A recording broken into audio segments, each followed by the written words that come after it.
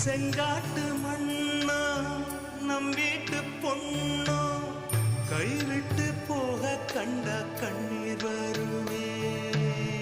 தங்கச்சி கண்ணில் கண்ணீர கண்டா தன்மானம் கூட அண்ணன் விட்டு தருமே. பந்தத்தை மீறி போக சக்தி இல்லையே. பாசத்தை பங்கு போட பட்டா இல்லையே. இருக்கு இழகி போச்சு விட்டு பாரு.